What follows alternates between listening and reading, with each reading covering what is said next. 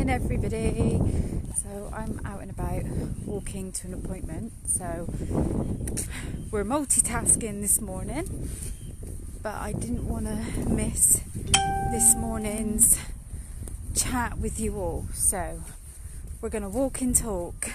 So let me know how you're doing this morning, what you're up to today, and just let me know how you are. So in my coaching group, Angelic Soul Spiritual Coaching, this week we're talking about how to keep your vibe high. If you're dealing with those that don't agree with you, those that just try to bring your energy down, and tips, tools, techniques that you can use to keep going forward when that happens. Basically energy vampires, that can be partners, friends, families, even those that you don't know. Because you will come across those that will try and drag you down.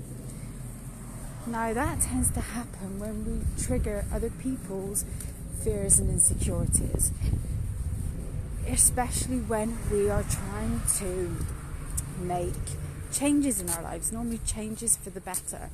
Hello, Hannah. So I'm multitasking today. I'm walking and talking.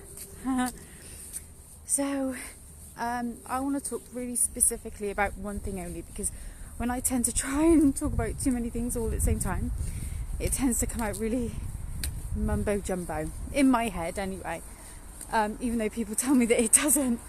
So what I want to talk about specifically is if you have like a friend or a partner that perhaps doesn't agree with an opinion or perhaps a change that you're making, okay, and you know that it's really important to you.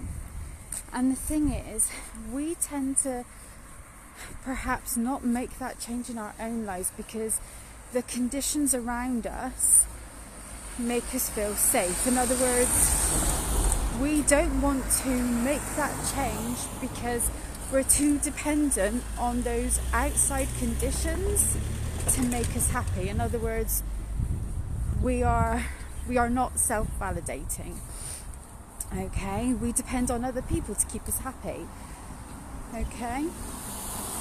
So a little tip that I started to use, and I don't know if anybody in here ever listens to Abraham Hicks, who basically teaches all about the law of attraction, okay? And they're really good for helping you to hone your own energy. And this helped me really dramatically hone my own energy and the relationship that I have in my own life. And this is a tool that you can use with your own partners, friends, family, and it has a really powerful effect, even in what may seem the most dire of situations. And that is to write down all the positive. Hi Amanda, hi Sue, hi Alfred. And that is actually to write down the positive aspects of that person. Because the thing is, when you're going through a tough stage, it doesn't matter what tough stage that you're going through with this person and how they may disagree with you, the first thing we tend to do is focus on the negative. Oh, why aren't they agreeing with me? Why aren't they supporting me? Why don't they understand me? And it brings up a lot of uneasy feeling. And the first thing we tend to want to do is try and change their perspective of us, so in order for us to feel comfortable about how we feel about ourselves, so that moving forward feels good. When in actual fact, moving forward so that we can make a positive change for us should be happening anyway, okay? We should be getting into alignment with ourselves and moving forward because that's right for our soul's purpose. Our soul's purpose shouldn't be dependent on anybody else's validation or on the outside conditions. But the thing is, that's what we tend to do. So writing these positive aspects, okay, about the other person helps us to remind us, basically. Hello, Leanne. So writing the positive aspects, actually, it's twofold. Helps to remind us of the good in us as well, actually. Because when we see the good in someone else, we also see the good in us. Because when we're focusing on the bad in someone else, we're actually focusing on the negative in us as well. Okay? Because everything is a reflection. Okay? So write the positive aspects down of the other person that perhaps may not have such a positive feeling about what it is that you're doing or the change that you're trying to make, because we can't hop inside their minds, we can't hop inside their hearts and know why it is that they may not see things the way that we do. Okay? It's coming from, their fear, perhaps, their insecurities, their limiting beliefs. We don't know why. Sorry, I'm walking, so I'm getting out of breath. Why that belief, where it stemmed from. Okay. Can see the autumn with the tree. It's gorgeous. I'm near some woods, actually, Leanne. So, but when we write down the positive aspects and we actually put them somewhere that we can see every day, and we choose to read them every day, okay, because this isn't just a one-time thing. You need to focus on this every day so that you're planting this in the subconscious mind and not actually in your mind but in your heart. Okay? Now, something that I did that, I don't know if my other half ever took this in. I think he did. I don't know. But I actually used to go,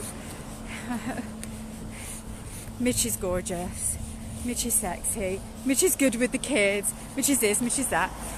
And I didn't just put it somewhere that I could see, I would put it where he could see it as well. So that actually it planted a seed in his head and helped raise his confidence and his self-esteem.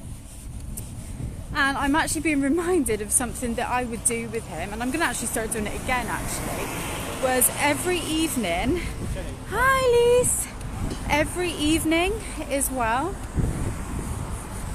I would say 3 things that I was grateful for every evening. And then I would say to him, and you can do this with a friend as well, it's really good to do it with the kids as well. And then I would go, okay, what are 3 things that you're grateful for?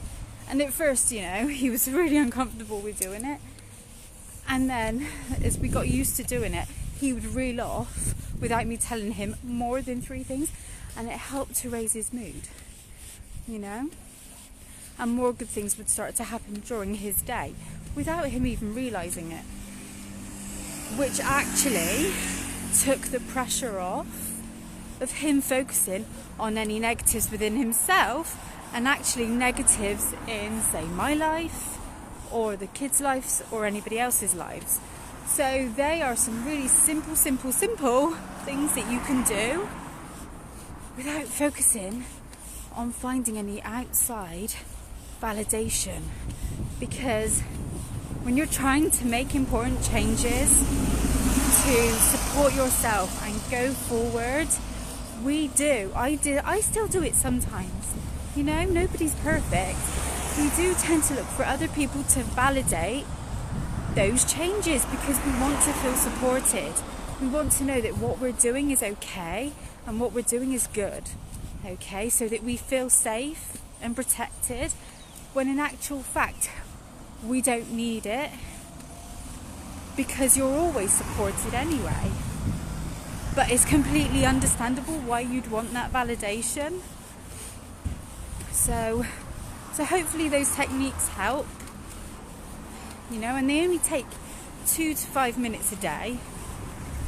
But if you make consistent effort, so I'm looking around, the worst thing ever would be for me to get kind of run over whilst I'm doing this, wouldn't it? But hey, so they're really, really, got to add some humour in there, haven't we? Wouldn't be me if we didn't. So they're really, really quick techniques that you can do that just support you, but try and be consistent. And consistency doesn't mean doing it every day. Wrong emoji. What, the laugh emoji? I'd say that's the right emoji. Anyway, it would be funny. Wrong, but funny. Anyway, but being consistent is important, because the thing is, if you do this thing once and then that's it, you're not going to see those changes. You're not. Nothing.